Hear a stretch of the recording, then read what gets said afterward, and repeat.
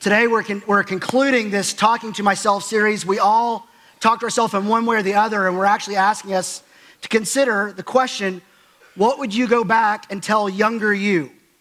And we asked the staff that question. We thought this would be a good idea for them to most of their admission, they're being very vulnerable by doing this, but also let you see some of the people who work here at Live Oak that are on staff as they answer the question, what would you go back and tell younger you? Watch this. So I would tell my younger self, relentlessly pursue Jesus, regardless of what's happening in your home, regardless of what's happening with your teams, your friends. Find a way that you can relentlessly pursue what Jesus wants for your life so that when you're making decisions and choices, that what He has for you is at the forefront of your mind all the time. Relentlessly pursue Him. I would tell my younger self that people will forget so many things you say to them, but they will never forget how you made them feel. Mark, get rid of the glasses. It'll help your social life immensely. Don't get the perm. It is not going to look the way you think it's going to look. You'll only regret the selfies you didn't take. I would tell my younger self to not let the world dictate how you think about yourself, how you feel about yourself, and how you see yourself. Rely solely on what God thinks of you and how God feels about you and who God sees you to be. Keep your ways pure. That whenever you ask that girl for her phone number at camp and she says no, hey, she's gonna marry you like 6 years later anyways, so don't sweat it too much. It's gonna turn out great. It's not a good idea to lay in bed for long periods of time with your eyes crossed just so that you can have classes. Mindy, there is going to be a time in the late 80s, early 90s that you just need to step away from the Aquanet. Be brave, step out of your comfort zone. Don't worry about what other people might think of you. Your freshman year of college is going to be pretty rough. Don't give up. Your dad knows best. It's going to be okay. I would tell my younger self so many things, but two come to mind. One, buy stock in Apple. And two, your parents are right a lot more than you want them to be. Wait, my parents aren't going to see this, are they? Don't ever grow out your hair. Don't ever grow out your hair. Don't misinterpret the saying, always keep your eye on the ball. It's not a literal thing. Don't be afraid to be your true self. Being in the cool group is not really worth it, and those girls really aren't your friends. Make friends and choose friends that are really pursuing good things, the things of God, instead of pursuing the things of the world. Accept yourself just as God made you. It's okay to be unique and be true to yourself because God doesn't make mistakes. You have nothing to prove. You're just not going to be able to please everyone, and not everyone's going to like you no matter what you do. And your only job is to love God and to follow God and to be kind to people. Less is best when it comes to tweezing your eyebrows and wearing eyeliner. So watch out for those mics and guitar players. So when you're out shopping for prom dresses and you see the gold sequins one, leave it on the rack. Just leave it for someone else. That Jesus really is more out for my joy than I am or could ever be. Don't worry, Mom's not putting Larry the Cucumber in the garage sale. Don't follow the crowd. Follow Jesus. Well, that's what I would tell younger me, and we would, give them a hand. I can't tell you, this was really, it really stretched some of the people on staff of being that authentic, and I don't know if it's what we said or putting our pictures up there, some of us more than others. But here's the question, what would you go back and tell younger you? You know, up until this point, we have not invented time travel. And if we do in the near future, I would tell future me to come back to this moment right here and say hi. So it looks like we're never going to have time travel, so it's not an option to go back to younger you. So what good does it do to ask that question? Well, it does two things. What I would have told younger me, it still serves me today. It's still helpful. I still need to make sure I'm following Jesus and not following the crowd. That's still important. And even to this day, my parents still are more right than I want them to be.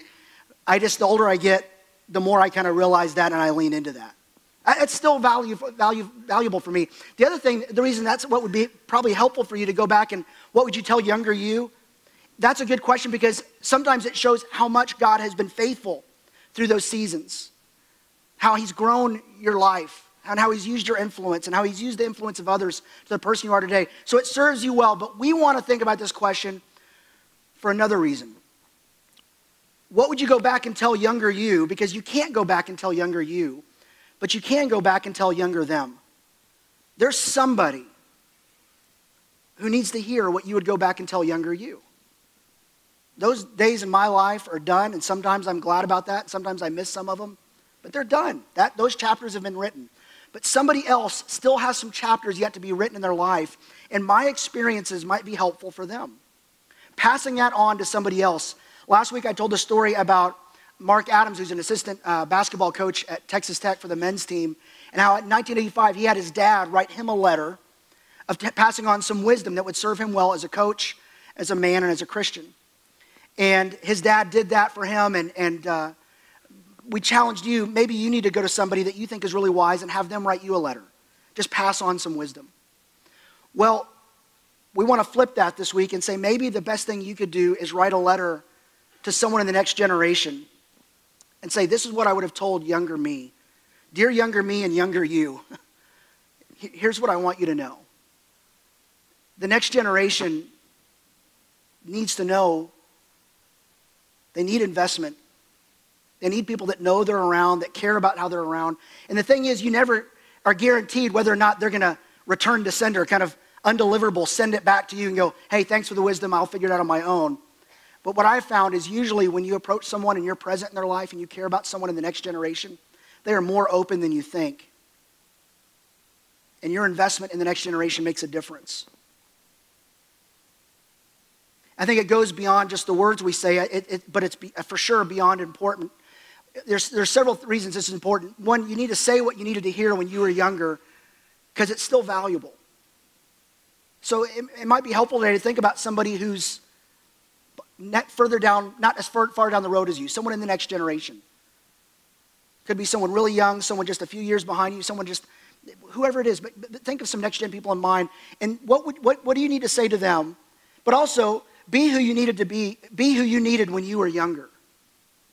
The thing that turned my story around wasn't something that people said to me, it's the people that were present in my life when they didn't really need to be.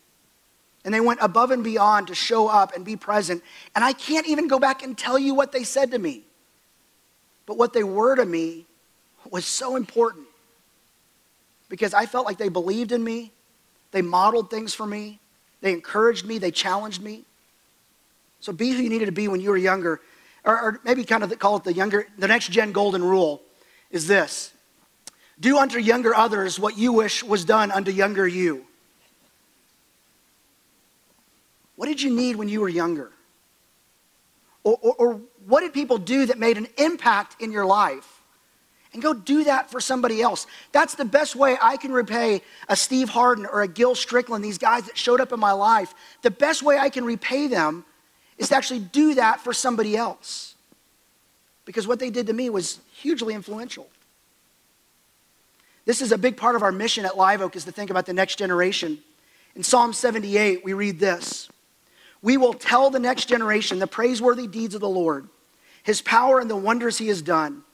He decreed statutes for Jacob and established the law in Israel, which he commanded our ancestors to teach their children, so the next generation would know them, even the children yet to be born, and they would in turn tell their children. There was this idea that God had for us, the way he designed us, is that each generation would impact the next generation. And that's the truthfulness of it. Like every generation impacts the next generation. And sometimes it's in a good way, sometimes it's in a bad way, or sometimes we had a bad someone who invested us, the person who did unto us when we were younger selves, they did not do it well, and it impacts us by saying, I'm not gonna do it that way, I'm gonna do it differently. However it is, what we need to know is one generation always impacts future generations. And when that happens, when it happens right, he says this, verse 7, then they would put their trust in God. It's not information they need, it's a big faith and a trust in God. Because a lot of times what's right in front of you is not seem easy to trust God. Like for me, follow Jesus, don't follow the crowd. Crowds are very rarely right. Crowds are followers. And you got to keep looking to the front of the line and saying, who's following who here? And where is it going? But if you follow Jesus, it makes a difference. They would put their trust in God. They would not forget about what he's done, his deeds. They would keep his commands. They would not be like the ancestors. Then he describes them in verse 11. They forgot what he had done, the wonders he had shown them. See, one generation has a ripple effect on future generations. And sometimes when you read in the Bible, sometimes in life, you see that it went well, and sometimes you see that it didn't. Actually, in Judges, there was this guy named Joshua who, he was like the guy who followed Moses, like as the leader. Like, you know, again, like if you're going to follow the previous guy who was leading, it's Moses. And you got to follow him. And so you step in, and he does a great job as a leader, but he didn't do a good job on this of telling the next generation. And this is what it says in Judges chapter 2. He and the people he was leading, the people served the Lord throughout the lifetime of Joshua. They did it. They followed Jesus. They followed God. It was great. And the elders who outlived him and who had seen all the great things the Lord had done for Israel. After that whole generation had been gathered to their ancestors, another generation grew up who knew neither the Lord nor what he had done for Israel. Well, I know it. I'm good. Well, the ripple effect, if you don't think about the next generation, yeah, you're not forgetful, but they will be. And then there's a disconnect to having a big faith in a big God. Andy Stanley says this, actions don't just speak louder than words. Sometimes they echo into the next generation. What you do as a follower of Jesus, your faith that you live out each and every day, sends ripples into the next generation. It makes a difference. The only question is, what kind of difference will your faith make? I can share, there's a great example of someone who said, we will tell the next generation, was David. He sought to do that, and it went well for his son, and then ripples down the line. Sometimes it went well, and sometimes it didn't. Generations would forget. But when one generation is lost, like we read about with Joshua, the ripples keep going for some reason. And I think it's because God is the one who drives the impact. There's a guy named King Josiah. This is Next Gen Sunday, so it's worth pointing out. King Josiah was 8 years old when he became king. I would love to see what his staff meetings were like. I'd love to see what, like, my first order of business is what? Like bouncy houses for everybody and gummy bears, you know, all the time. Like, I don't know. I don't think they had gummy bears or bouncy houses then. I understand enough about history to know that. But, like, I'm thinking, like, an 8-year-old's king. And this is what it says about him in 2 Kings chapter 2. Josiah was 8 years old when he became king, and he reigned in Jerusalem for 31 years. He did what was right in the eyes of the Lord. This is a big deal about your impact. Again, if you follow Jesus instead of following the crowd, if you look to what God wants me to do here, even if it's difficult, it always makes it different. He did what was right in the eyes of the Lord. He followed completely the ways of his father David, not turning aside to the right or the left. He was steadfast on following God. Well, here's the thing. It says his father David, but it's not like Josiah's dad was David. It was actually wasn't even a granddad. It was his great, great, great, great, great, great, great, great, great, great, great, great, great, great, great grandfather. I mean, it's pretty deep in the family tree. But the impact went. And somehow Josiah knew about David. And he knew about his faith.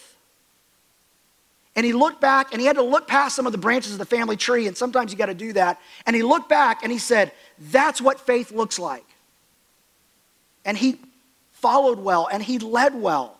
As a matter of fact, he decided, because it was David's son who built the temple, but it was David's vision to build this temple, this place where we would go and worship God. Back then, that's what he wanted.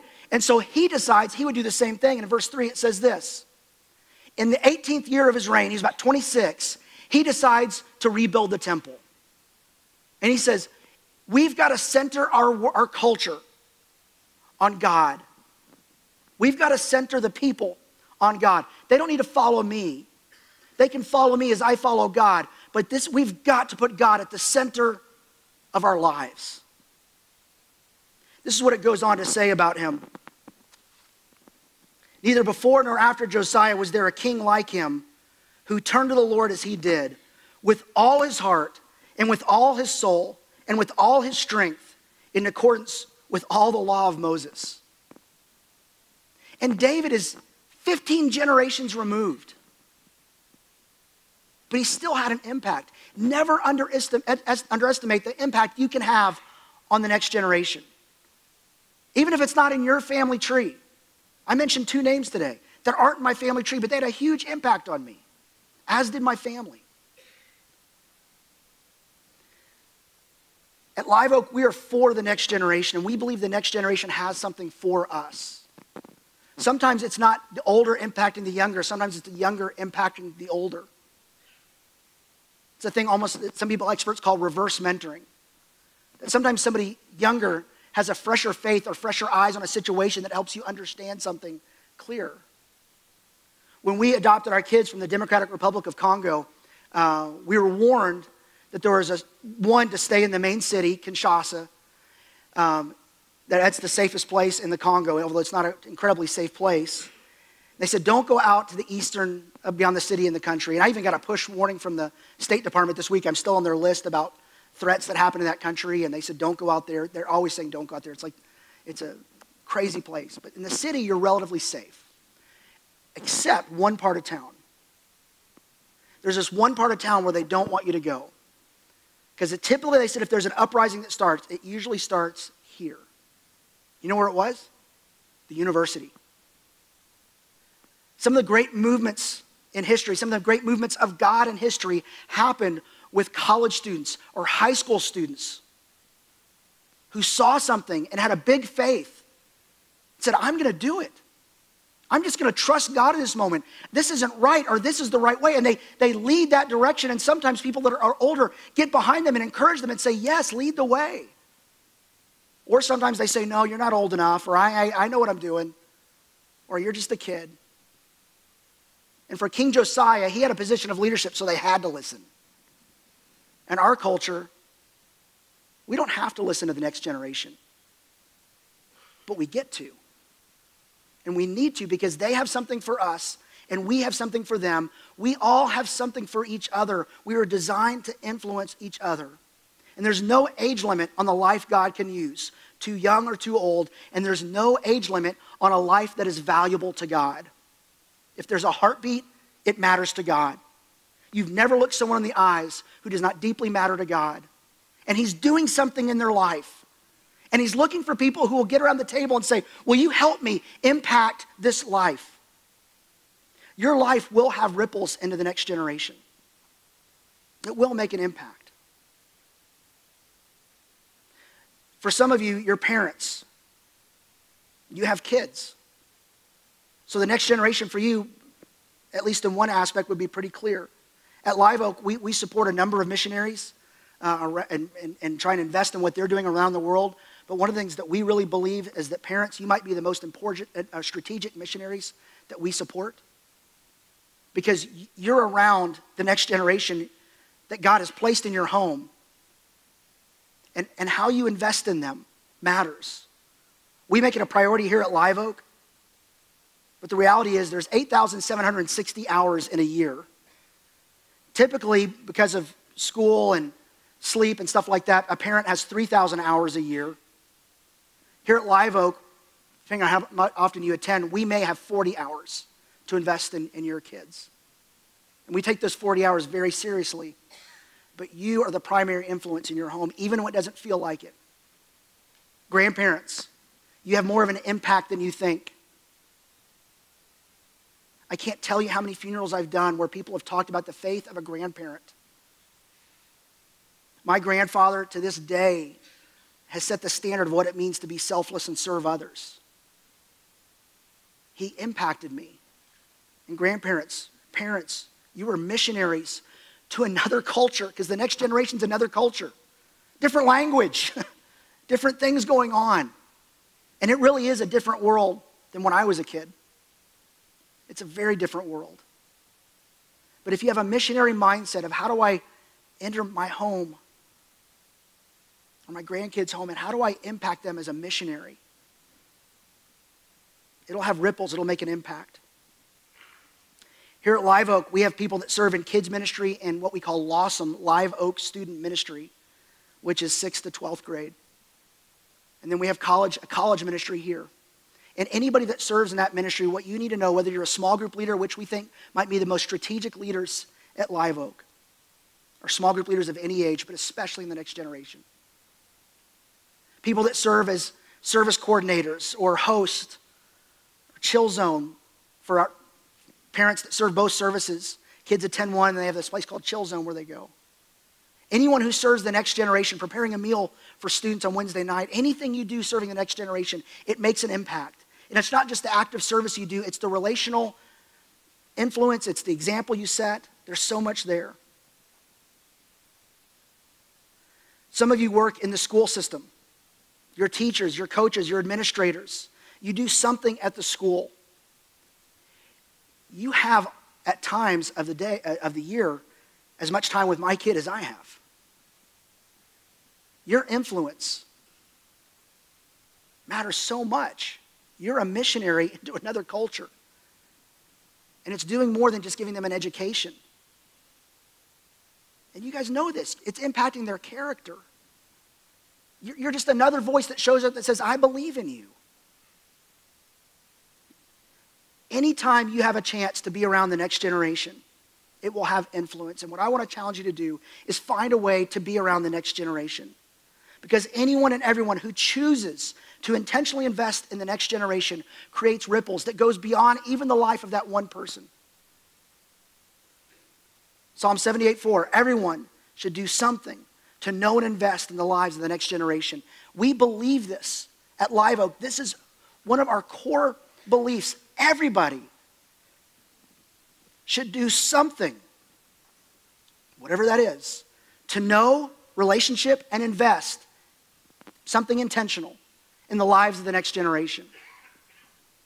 We believe it's one of the most strategic mission fields in the world because every generation is an unreached generation that needs to be told who God is. Not told the information, but told from my experience, this is who God is when he shows up when you're in the weeds, when you're in the ditch, when you're on the hills, when you're on the valleys, like wherever it is, they need to know what it means to experience and know God personally and to make that introduction for them. And as a church at Live Oak, we are committed to the next generation. There's a stat that really bothers us. And it's the fact that research tells us that, and it's a growing trend that's not growing in the right direction, that for every student that's involved with a student ministry at a church, a youth ministry, or attends church regularly through high school, when they get to college, it started out saying 5 out of 10 would walk away from their faith. Some studies are showing it's as high as 60% or 70% walk away from their faith. And it's changed the way we invest in the next generation here. It's changed that. It also has changed the way we think about how do we reach people who are graduating. But then we started asking the question from research, what tells us what makes a difference? What changes that statistic? And that's our hope. We want to change that statistic. And if we can't do it for just Live Oak, that would be enough. That's part of our mission. But we want to do it. How do we partner with other people who are doing that beyond the walls of the church to change that statistic? But we know that we're responsible for every life that walks in the door to try and do our best to help them become a stronger follower of Jesus. Families, God designed us to be in families. And he knows how it works best. He knows how it's designed. And families, you are the most important influence in your kid's life. And one of the resources we try to make available is a thing called a phase book. We have a lot of these out on the West Side check-in for kids ministry. And there's one for every grade. I've got a 3rd grader and a 5th grader.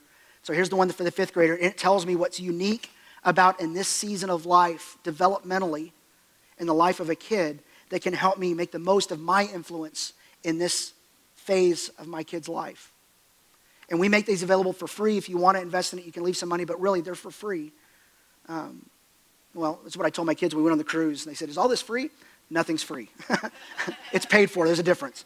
We invest a significant part of our budget into the next gen, including trying to equip parents. And this might be a guide that could help you invest in your kids. But here's the reality of it.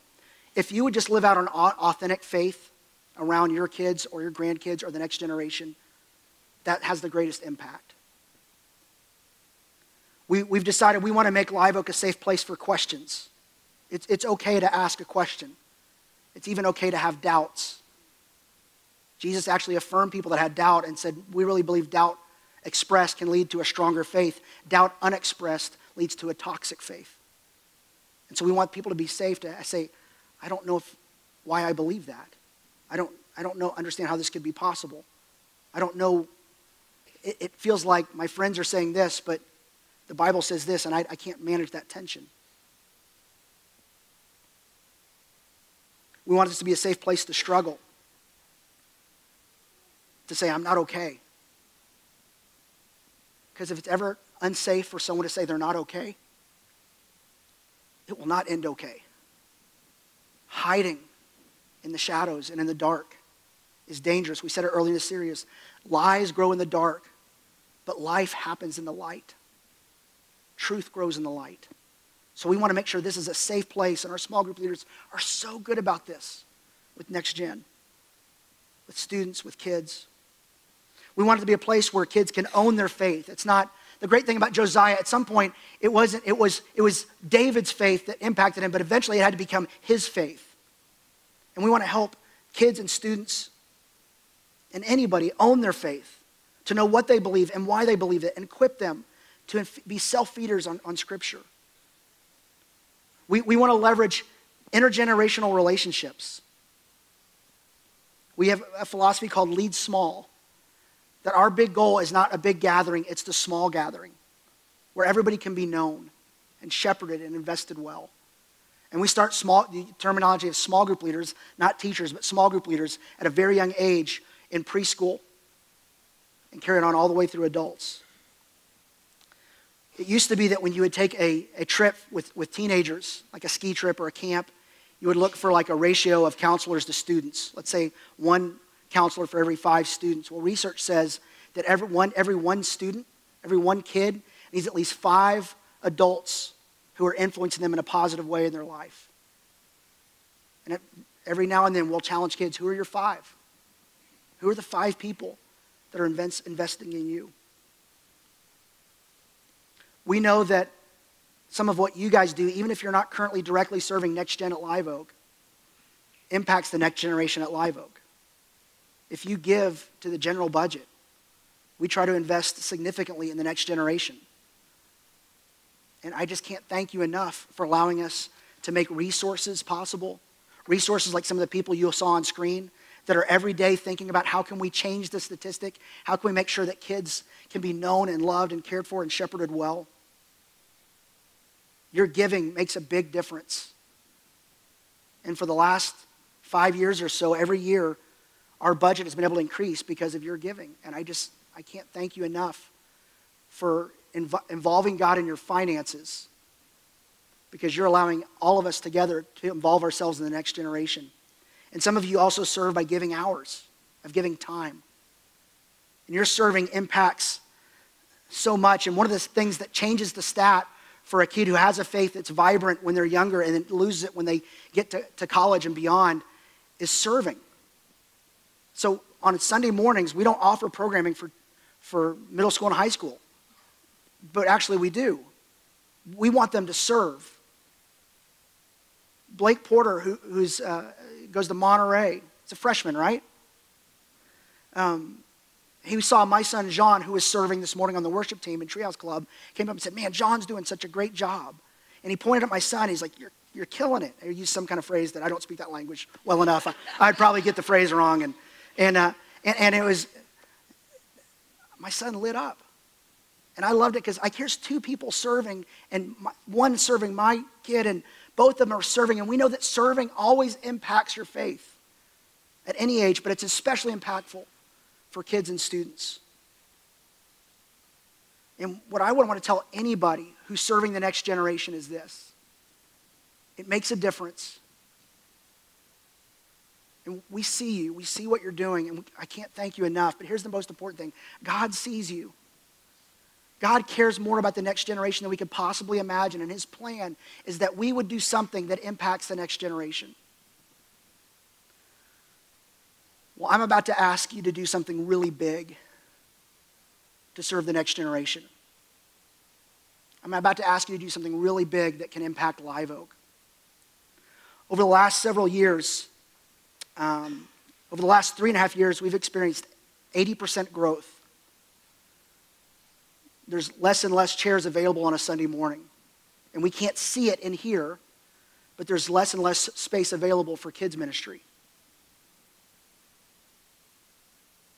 Starting in 2014, 2015, we grew 24%, then 16%, then 18%, currently at a rate of 9% since August of 2015. We've experienced 80% growth in 3.5 years. And that's a great thing happening. A lot of people are showing up and getting connected to Christ and community, and it's not how many people we gather in this room or gather overall that matters. It's what we do with those lives that deeply matters. But we're running out of space. And I'm not asking you to write a check, although if you did that, it would solve a lot of problems really quickly. But that's currently not what I'm asking you to do, and especially if you wrote one of those novelty-sized checks like they give out at golf tournaments. That'd go a long way, but that's not what I'm going to ask you to do. I really want to ask every one of you to serve in the next generation, if you're not currently doing it, to do it in some way. And the thing about that is it's challenging to think about doing that for a long period of time. So I would just want to ask you to consider doing it for 4 weeks. See, we're going to do something a little bit different. Instead of having an Easter Sunday, we're not going to have Easter Sunday this year. Well, we are. But it's not Easter Sunday, it's an Easter series. On Easter Sunday, we never have room. If we just do services the way we normally do it, we have to make more room. So what we're going to do for 4 weeks is make more room. We're going to do 3 services for 4 weeks and do an Easter series. And that's from Easter Sunday, April 21st, through Mother's Day, May 12th. 4 Sundays with 3 services. We want to ask you to invite, to be intentional about which services you attend. But we're going to need some people to serve, especially small group leaders and small group leader helpers and assistants in kids ministry. And we're going to talk about in that series, starting on Easter Sunday for 4 weeks, about the idea of having a living hope. That Jesus is our living hope. So what does that mean? What makes a difference of how we live every day with hope? And we live in a world that at times feel hopeless. So we want to talk about the practical aspect of hope over those 4 weeks. And we want to create some space, and we want to learn all we can over that 4-week period to figure out what do we do next to make room for more. Because the reality is if you start running out of room like this, people stop inviting, or people walk up and go, oh, there's not enough room for me or my kids, and they walk away. And as long as they walk somewhere else where they can be connected, I'm fine with that. There's lots of great churches in Lubbock. But we have a responsibility to what God's given us here at these facilities to leverage every square foot to impact the next generation, to impact our friends that don't know Jesus, and to try and bring hope into a world that's hopeless. So what I ask you to do is, we've got about 87 days until that happens. I can't remember if I looked it up today. I'm very aware of how many days we have till Easter Sunday. It's just the life of a pastor, I guess. But on the Live Oak app, you could go to a section. If you pull it up, the Live Oak app, there's a little thing down in the bottom right corner that says serve, or in the bottom left corner it says sign up. And you go and you click on immediate needs. Or if you go to the website and you click on up there where it says sign up and events, you click on that and you click on immediate needs. It eventually will take you to a form that's like this. And there's some current needs on there. And some of the ones at the top are next gen serving opportunities. One of them is preparing breakfast team for kids ministry. That's not very relational, but it's impactful on those who serve. Sometimes it's being a sub. I can't serve every Sunday, but maybe there's some I could be a small group leader. But that top box says I can help with kids ministry during the Easter series, and there's the 4 Sundays. You're not committing to all 4. You're not even saying you're actually going to do it. But you said, hey, maybe there's a place where I could connect and help, because for 4 weeks, we need to have a kind of an all hands on deck mentality. And we're going to learn all we can from it, and we're going to leverage every square foot we have as being as good a steward as we can, to make as much space as we can, to connect as many people as we can, and impact the next generation however we can. And to do that, we're going to need some of you to help, and you're currently not serving with kids ministry, that'll be our most pressing need for those 4 weeks. And even if you just 2 of the 4 or 3 of the 4, with kids ministry, and hopefully this is reassuring if you have kids, we take some time to onboard people in the right way. We don't just say, hey, you're willing, you got a pulse, you're good to go. We prepare people, and we'll prepare you, but we need your help. So if you could, even today before you left, if you could just click check, one of the things that we'll do is help our kids ministry staff, because right now their heads are spinning trying to think, how do we do this for 4 weeks? It's hard enough to think about doing it for Easter Sunday, let alone an Easter series. But I believe this is our next step we need to take as a church, and I'm asking for your help in doing that. And again, you think, I can't serve at the time. Well, if you have a novelty-sized check, that would solve a lot of problems. Here's the bottom line, isn't just about those 4 weeks. But we'd like you to do that. Please do that. The bottom line is the next generation. We're only one generation away from a movement that God's been doing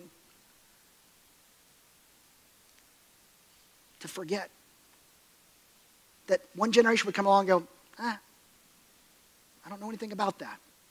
Or I know about it, but I've never experienced it personally, because the people who had never took what God had invested in them and invested it in me. Let's not be that generation, at least not us. What's one practical way you could do something to know and invest in the next generation this week?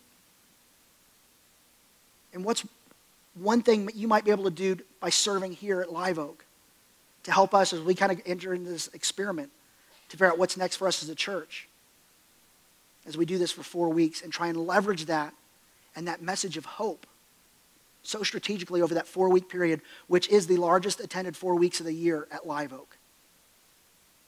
Let's make room and pray that God would do something in those lives, and let's pray for the next generation. Actually, let's stand and do that now. Heavenly Father, I am so thankful for Charles Holcomb, my grandfather, and his faith that impacted me. I'm thankful for my mom and dad who impacted me, and my mom who impacted her dad, my grandfather, when he was dying from cancer. And he was suddenly open to the good news of Jesus.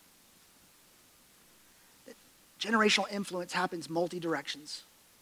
Help us to lean in and not just encourage and tell the next generation, but listen to them and let them lead in some areas. Help us all figure out what our something is that we can do to know and invest in the next generation, because that's such a strategic mission field that desperately needs to know who Jesus is, and that God and we love them and believe in them and will walk with them through one of the most challenging times in life, in a very challenging time in history. God, thanks for sending some people into our lives. Send us into the lives of the next generation. It's in Jesus' name I pray. Amen. Thanks for being here. If you'd like to talk, we'll be down at the front.